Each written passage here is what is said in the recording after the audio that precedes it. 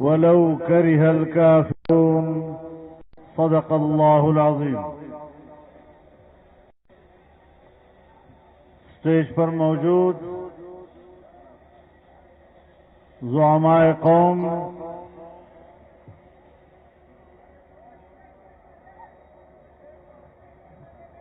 برادران ملت، میرے دوستوں، میری بہنوں،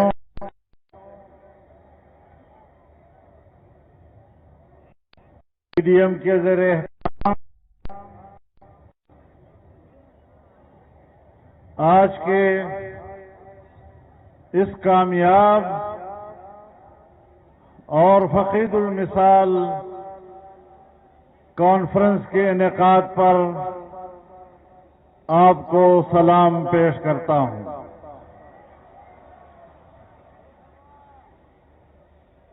میرے محترم دوستوں، PDM کے قائدین نے ملک کے حالات اور ملک کی سیاست کے ہر پہلو سے آپ کو آگاہ کیا. یقیناً میں ان کے ارشادات پر اضافہ تو نہیں کر سکتا، لیکن موجودہ جعلی حکمرانوں کی 3 سالہ کارکردگی پر اتنا تبصرہ ضرور کر سکتا ہوں کہ ان 3 سالوں میں انہوں نے پاکستانی ریاست کو ایک غیر محفوظ ریاست بنا دیا.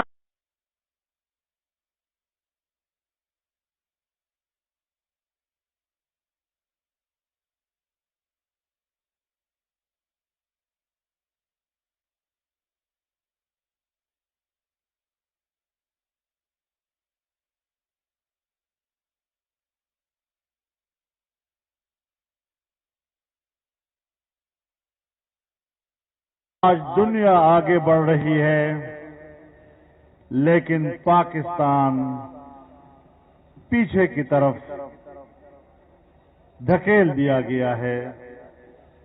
ظاہر ہے کہ ایسی صورتحال پر ہم خاموش تماشائی نہیں رہ سکتے. ہم نے 22 کروڑ پاکستانی عوام کے شانہ بشانہ اسے دنیا میں ایک ممتاز قوم کی حیثیت دینے کی قسم کھا رکھی ہے، اور انشاءاللہ پاکستان کے 22 کروڑ عوام کو دنیا میں ایک ممتاز مقام دے کر ہی دم لیں گے.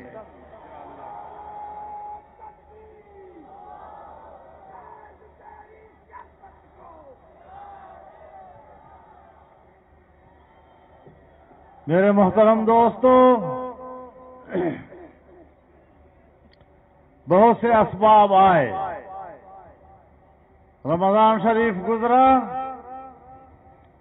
گرمی کا موسم گزرا، کورونا کی صورتحال ایک عالمی وبا کی طرح اس معاشرے پر چھا گیا، جس کی وجہ سے یقیناً PDM کے جلسوں کا تسلسل کچھ عرصہ کے لیے متاثر ہوا، اور تبصرے ہونے لگے کہ PDM خاموش ہو گیا ہے. آج کا جلسہ بتا رہا ہے، تاحد نظر انسانوں کا سمندر بتا رہا ہے، آپ کا جوش اور آپ کا جذبہ بتا رہا ہے کہ آپ زندہ ہیں، PDM زندہ ہے، ہم فعال ہیں، اور ہم نے منزل کی طرف رواں دواں سفر کو نہ روکا ہے نہ روکیں گے. محرم کا مہینہ ہمیں یہی بتلاتا ہے کہ یزید کے ہاتھ پر بیعت نہیں کرنی ہے۔ زندہ ہے جمعیت، زندہ ہے جمعیت، یہ تیری جمعیت، یہ میری جمعیت، یہ سب کی جمعیت، زندہ ہے پی ٹی ایم، زندہ ہے پی ٹی ایم۔ میرے محترم دوستو، آج ہم پھر اس بات کا اعادہ کرتے ہیں کہ یہ حکومت ناجائز ہے، اس کو کوئی عوامی مینڈیٹ حاصل نہیں، یہ جعلی ووٹ کے ذریعے سے جبر کی بنیاد پر کرسی پر مسلط ہے، اور جو جبر کے طبقے ایسے حکمرانوں کی پشت پناہی کر رہے ہیں، انشاءاللہ ہم نے مرد میدان بن کر میدان میں ان کا بھی مقابلہ کرنا ہے، اور دنیا کو بتانا ہے کہ پاکستان میں کسی خاص طبقے کو ملکی سیاست میں حصہ لینے اور دخل اندازی کرنے کا کوئی حق حاصل نہیں ہے۔ ابن قاسم کی شان مولانا فضل الرحمان۔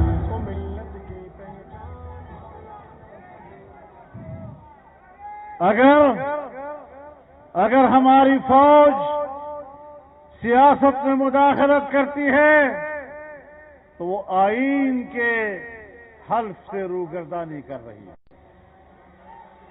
اگر ہم اس طرح کی جمہوریت کو تسلیم کرتے ہیں تو پھر ہم نے پارلیمنٹ میں جو بار بار حلف اٹھائے ہیں، پھر ہم اپنے حلف سے روگردانی کرتے ہیں۔ ہر ایک کو اپنے حلف پر قائم رہنا چاہیے، اور ہم اپنے حلف پر قائم ہیں کہ آئین کے مطابق اس ملک کو حکمرانی دینی ہے، قانون کی بالادستی اور پارلیمنٹ کی بالادستی، اور اس کے نیچے ہم نے ملک کے نظام کو چلانا ہے۔ میرے محترم دوستو، پاکستان کی معیشت کو سالانہ ترقیاتی تخمینہ 5.5% کا قوم کو دیا گیا، اور اگلے سال کے لیے 6.5% کے تخمینے کا اعلان ہوا، لیکن اس نااہل حکومت نے پاکستان کی سالانہ ترقی کا تخمینہ 0 سے بھی نیچے گرا دیا۔ آج ہماری معیشت جمود کا شکار ہے، اور یہ جو 1-2 پوائنٹ آپ بتاتے ہیں، یہ بھی تم جھوٹ بول رہے ہو۔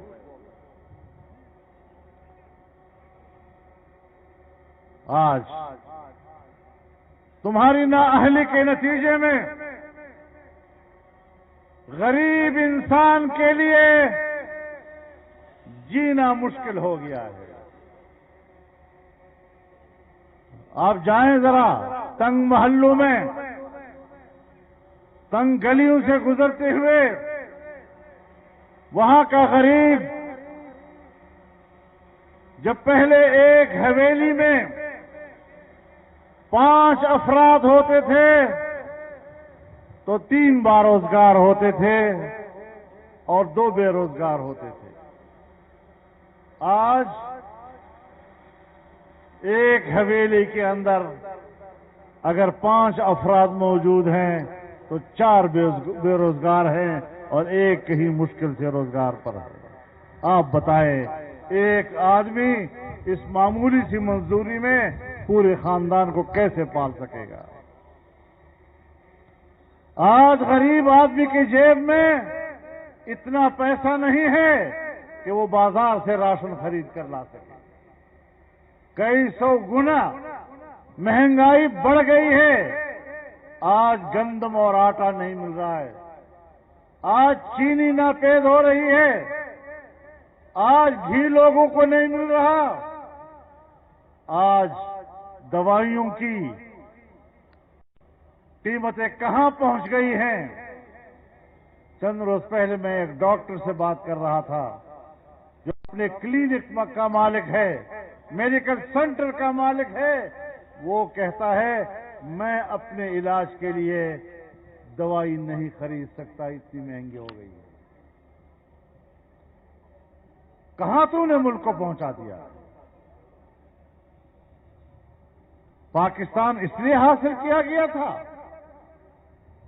کہ یہاں صرف چند لوگ عیاشیاں کریں گے اور ایسے نااہل لوگ قوم پر حکومت کریں گے۔ پاکستان نااہلوں کے لیے نہیں بنا تھا۔ لوگوں اٹھو، انقلاب لاؤ۔ ابن قاسم کی شان مولانا فضل الرحمان، ملک و ملت کی پہچان مولانا فضل الرحمان۔ ہم نے انقلاب کے علاوہ کوئی راستہ نہیں، اور دنیا کو بتانا ہے کہ ہم نے جو عہد و پیمان کیا ہے آپس میں بھی اور قوم کے ساتھ بھی، انشاءاللہ اس عہد و پیمان پر ہم پورا اتریں گے۔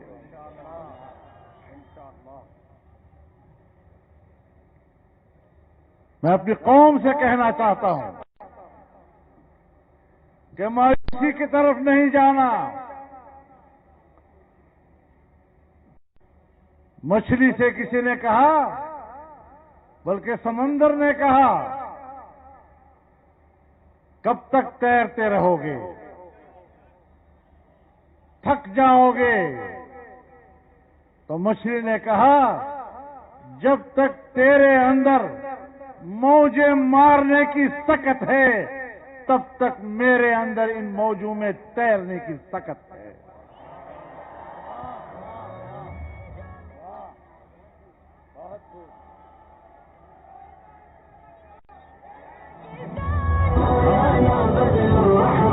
ہم تھکے نہیں ہیں۔ اب یہ بات نہیں رہی اشارہ کہو بے تماشا کوا،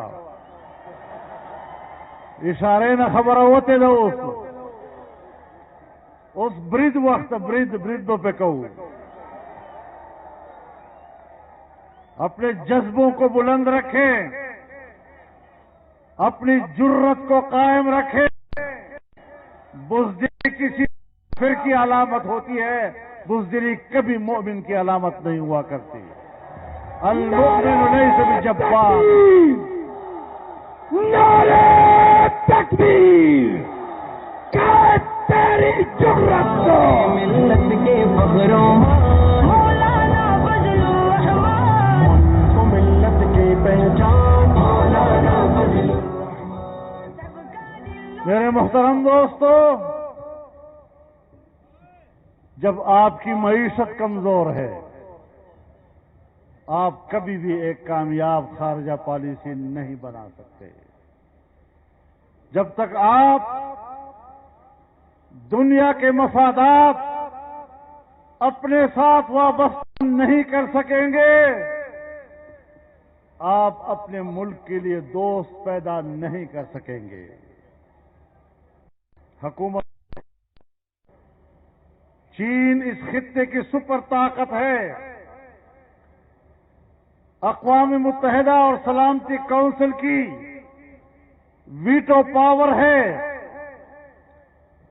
لیکن ہم نے چین سے کہا کہ پاکستان کے راستے سے آپ دنیا کے ساتھ تجارت کر سکتے ہیں، اور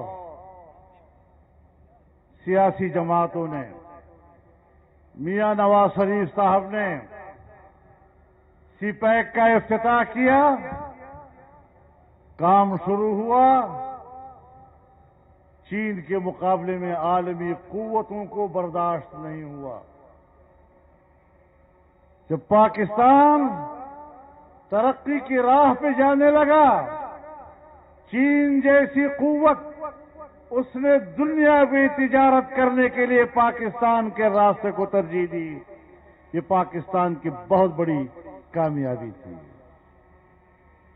جہاں ہم نے اپنی معاشی ترقی کی بنیاد رکھی، وہاں چین کی 70 سالہ دوستی کو ہم نے معاشی دوستی میں تبدیل کیا اور یہ خارجہ پالیسی میں ایک پہلا کامیاب قدم تھا.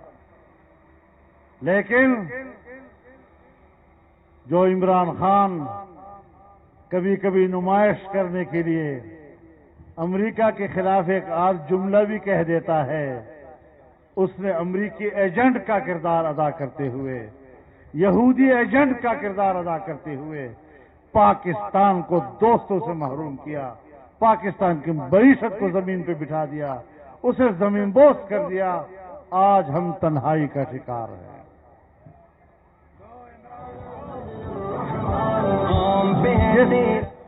جس امریکہ اور جس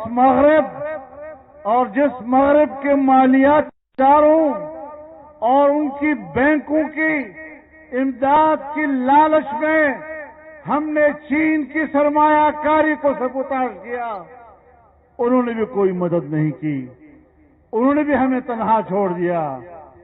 اور ہم جو ہمیشہ ان کے لقموں پر پلنے کی سیاست کرتے ہیں، ان کے لقموں پر پلنے کی معیشت کرتے ہیں، انہوں نے بھی ہمیں کچھ نہیں دیا.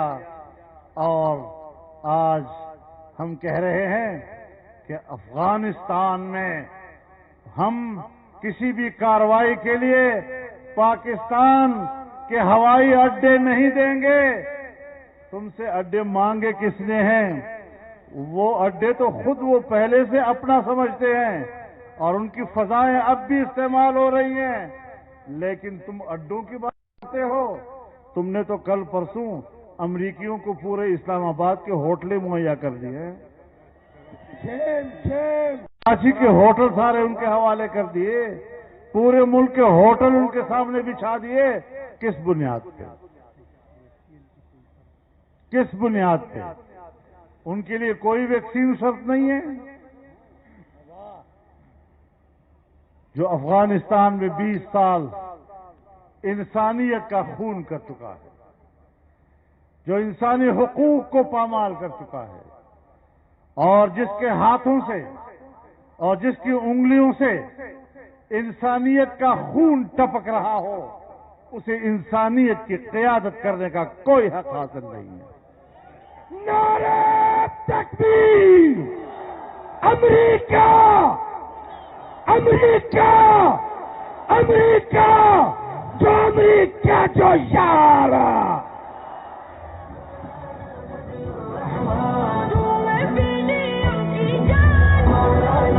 میرے محترم دوستو،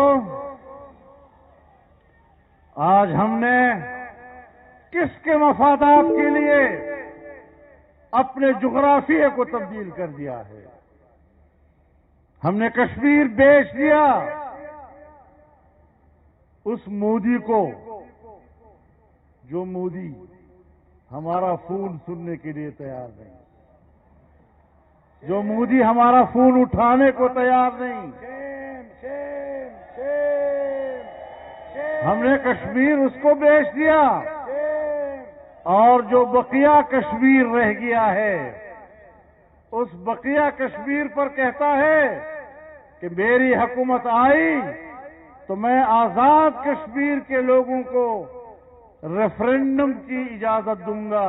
ان کی مرضی ہے وہ آزاد زندگی گزاریں، ان کی مرضی ہے وہ پاکستان کے ساتھ رہیں. تمہیں تو پاکستان کا ریاستی موقف ہی معلوم نہیں ہے.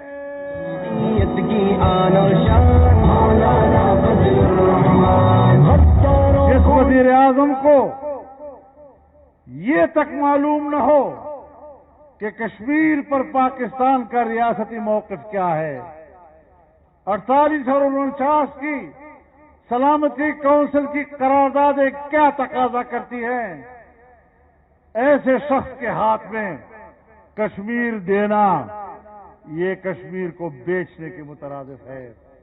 میں اب بھی کہتا ہوں اور دعوے سے کہتا ہوں کہ پاکستان کے عوام کا ووٹ چوری کر کے پی ٹی آئی کو دیا گیا، گلگت بلتستان کے ووٹ کو چوری کر کے پی ٹی آئی کے حوالے کیا گیا، اور کشمیر میں بھی انہی لوگوں نے کشمیر کا ووٹ چوری کر کے پی ٹی آئی کے حوالے کیا ہے.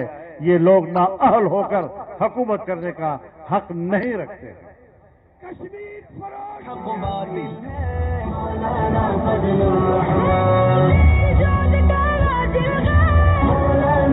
آج ان کی حکومت میں گلگت بلتستان کا مستقبل مخدوش ہے، ان کا کوئی سیاسی مستقبل اب متعین نہیں ہے۔ ہم نے فاٹا کا انضمام کیا، فاٹا کے قبائل رل گئے ہیں۔ 1.5 سے 2 کروڑ کی قبائل کی آبادی پچھلی مردم شماری میں 50 لاکھ لکھی گئی، اس لیے کہ انہیں اپنے ملک میں ہجرت کرنے پر مجبور کر دیا گیا۔ آج ایک ایک گاؤں اور ہر قبائلی کا گھر تباہ ہو چکا ہے، وہ کھنڈروں میں واپس آ رہے ہیں۔ اور ہم نے جو ان سے وعدہ کیا تھا کہ ہم ہر سال تمہیں 100 ارب روپیہ دیں گے، 10 سال تک آپ کو دیں گے 1000 ارب روپیہ، 5 سال گزر گئے ہیں، ہم نے اب بھی ان کو 100 ارب تو کیا 5 سال میں بھی 50 ارب روپے مشکل سے دیے ہیں۔ کہاں خرچ ہوئے ہیں؟ میں ابھی مکین گیا ہوں، مسعودوں کے علاقے میں گیا ہوں، مسعودوں کے مرکزی شہر میں گیا ہوں۔ مجھے اپنے دوستوں نے کہا کہ پورے شہر میں ایک گھر بھی ایسا نہیں کہ ہم آپ کو وہاں اس گھر میں جا کر بٹھاتے اور ٹھہراتے۔ ایک گھر بھی ایسا نہیں ہے جو اس قابل ہو کہ ہم آپ کو بطور مہمان کے اس گھر میں جا کر بٹھا سکتے ہیں۔ اور بالآخر ہمیں ایک اسکول میں آپ کے لیے جگہ بنانی پڑی، مہمانوں کے لیے۔ کس کرب سے قوم گزری، اور آنے والے مستقبل کا کوئی علم نہیں ہے کہ ہمارے پڑوس ممالک کے ساتھ ان اقدامات کی وجہ سے پاکستان کے تعلقات کی نوعیت کیا ہوگی۔ ہمیں اندھیرے کی طرف دھکیل دیا گیا ہے۔ میرے محترم دوستو، اس طرح کا جغرافیہ تبدیل کیا جا رہا ہے کہ جس کا کچھ نہیں، یہاں پر صرف ٹیریٹری اور خطے کو نظر میں رکھا جاتا ہے، خطے میں رہنے والے عوام کو اور لوگوں کی کوئی حیثیت نہیں ہوا کرتی۔ یہ کس کی پالیٹکس ہے؟ یہ کس کا فلسفہ ہے؟ آپ کو اس بارے میں علم حاصل کرنا چاہیے۔ میرے محترم دوستو، بدامنی کا ذکر ہوا، ہمیں بڑے نوید بتائے گئے، ہم آپریشن کر رہے ہیں، دہشت گردوں کے خلاف کر رہے ہیں، ہم نے دہشت گردوں کا خاتمہ کر دیا ہے۔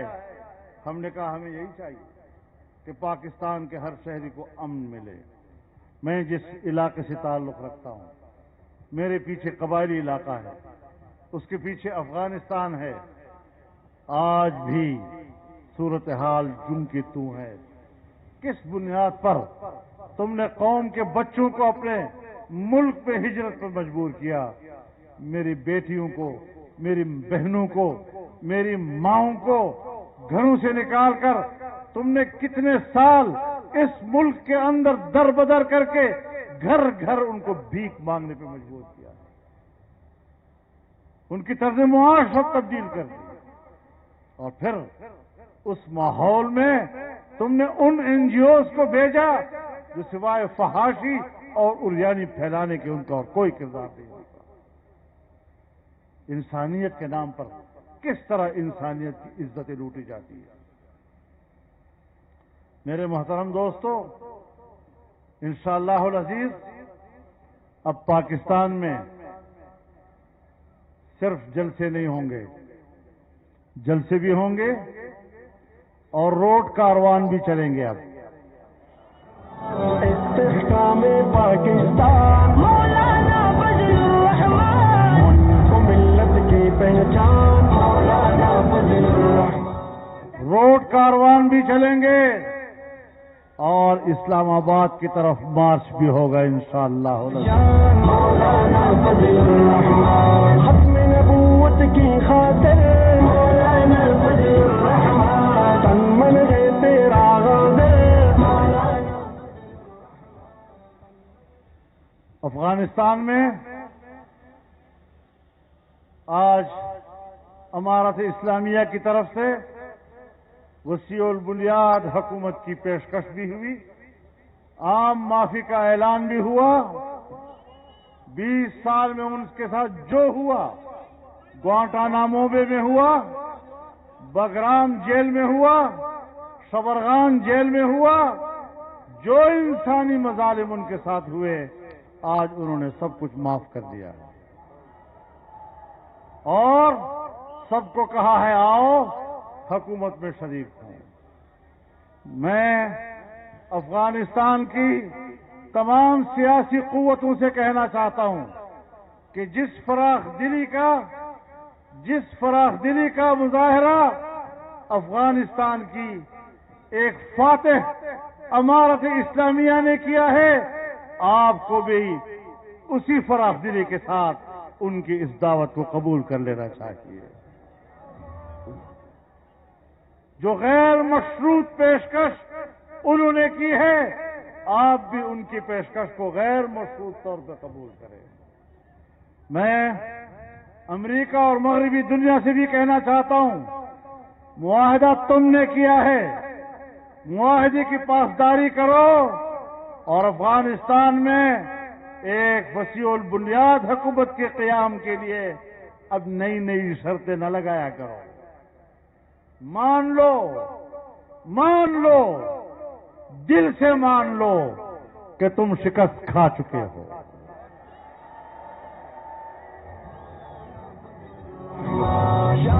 اگر امریکہ اور ناٹو افغانستان کی شکست خوردہ قوتیں ہیں، کبھی شکست خوردہ قوت اخلاقی طور پر بھی یہ جرت نہیں کیا کرتا کہ وہ نئی شرائط لگائیں اور بلیک میل کرنے کی کوشش کریں۔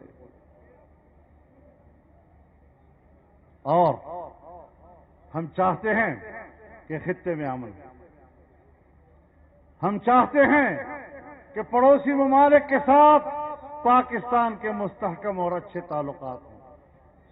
ہم افغانستان کے اندر وہاں کا سیاسی استحکام پاکستان کا مفاد سمجھتے ہیں۔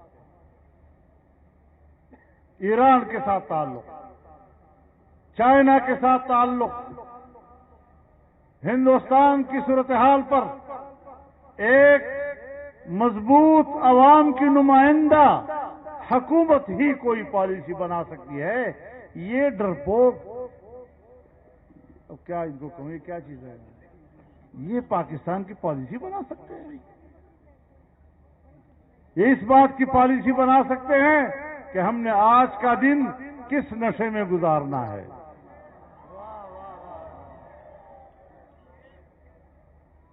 یہ صرف یہی پالیسی بنا سکتے ہیں کہ آج ہم نے کون سی عیاشی کرنی ہے۔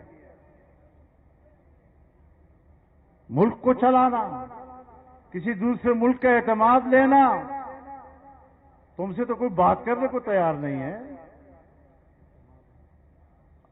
ابھی سلامتی کونسل کا اجلاس ہوا، افغانستان کے مسئلے پر ہندوستان کو اس میں شریک کیا گیا، لیکن پاکستان کے مندوب کو اس میں شریک نہیں کیا گیا۔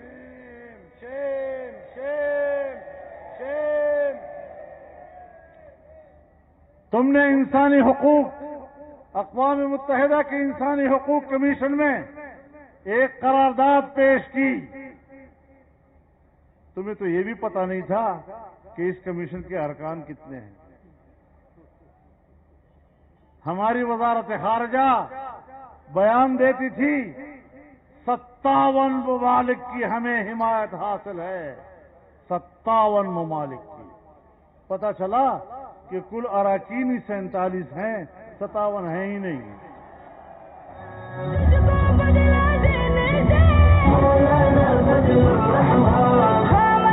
اور پھر قرارداد پیش کرنے کے لیے دنیا کے 16 ممالک کی حمایت ضروری تھی.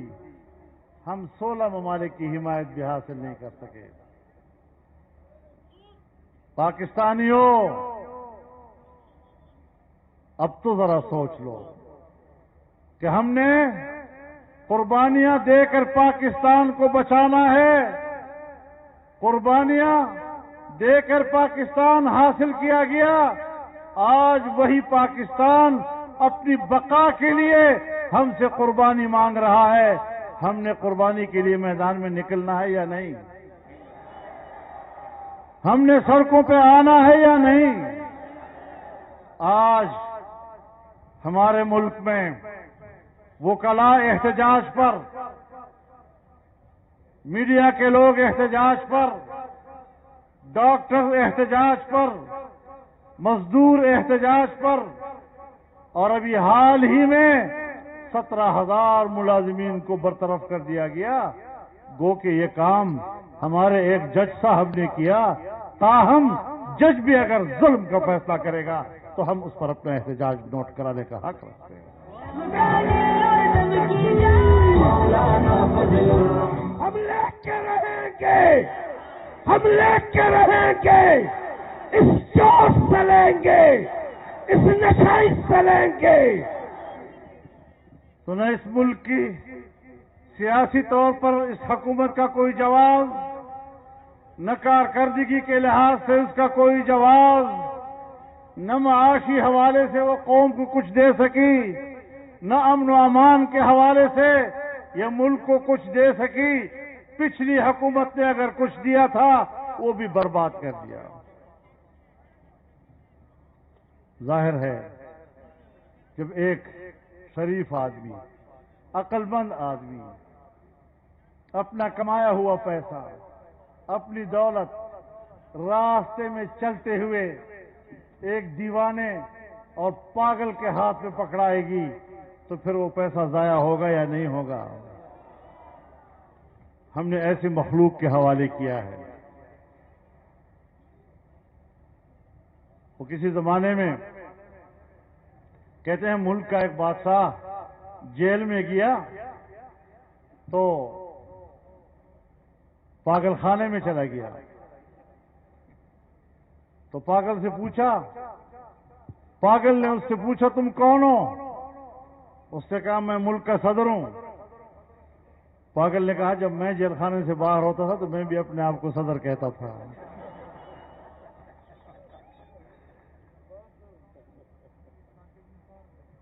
یہ وہی لوگ ہیں.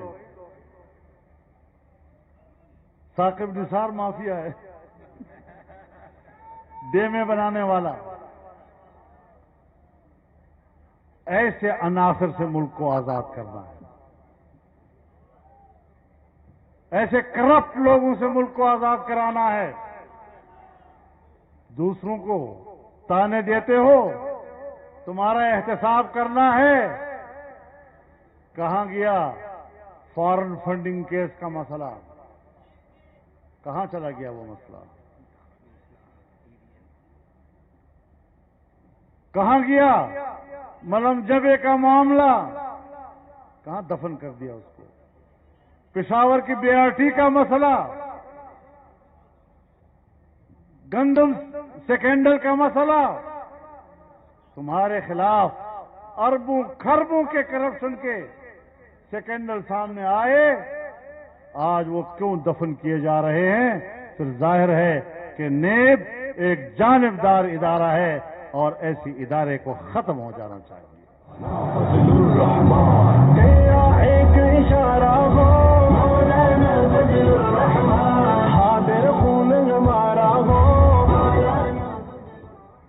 اب ہمیں یہ حکومت آج کل پتہ ہے کیا دے رہی ہے؟ کہتے ہیں ہم انتخابی اصلاحات دیں گے آپ کو. بھائی انتخابی اصلاحات ہمیں وہ لوگ دیں گے جو خود دھاندلی کے ذریعے سے آئے ہوں. پھر کہتے ہیں ہم ایک نئی مشین لا رہے ہیں.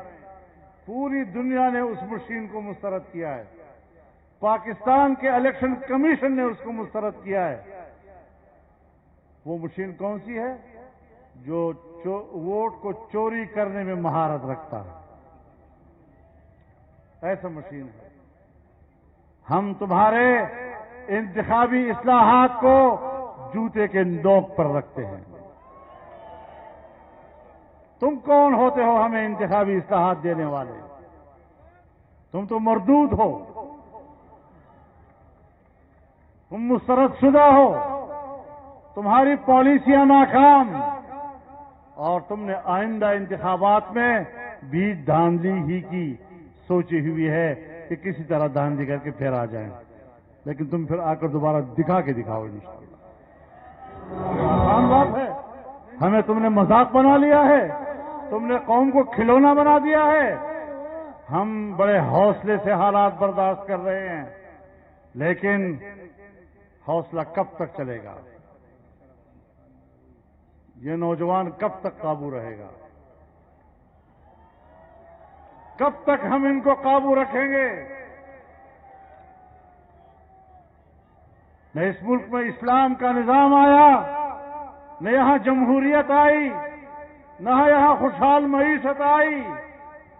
اس لیے تو لوگ سوال اٹھاتے ہیں کہ پھر پاکستان بنا کس لیے تھا؟ اگر اسلام کے لیے بنا وہ نہیں، اگر جمہوریت کے لیے بنا وہ نہیں، اگر معیشت کے لیے بنا وہ نہیں، تو پاکستان کے مقاصد کیا ہیں؟ لیکن انشاءاللہ ہم نے اس کی تعبیر تلاش کر دی ہے، اور ہماری جدوجہد کے نتیجے میں ہم انشاءاللہ پاکستان کی تعبیر کو انشاءاللہ سامنے لائیں گے۔ اللہ تعالیٰ آپ کے اس جلسے کو قبول فرمائے، آپ کی اس جدوجہد کو قبول فرمائے۔ اب یہ قافلہ چل پڑا ہے، اب رکے گا نہیں، تھمے گا نہیں، آگے بڑھے گا، اور ان حکمرانوں کو خس و خاشاک کی طرح آپ کا یہ سمندر بہا کر لے جائے گا۔ اللہ ہمارا حامی و ناصر ہو۔ وآخر دعوانا ان الحمدللہ رب العالمین۔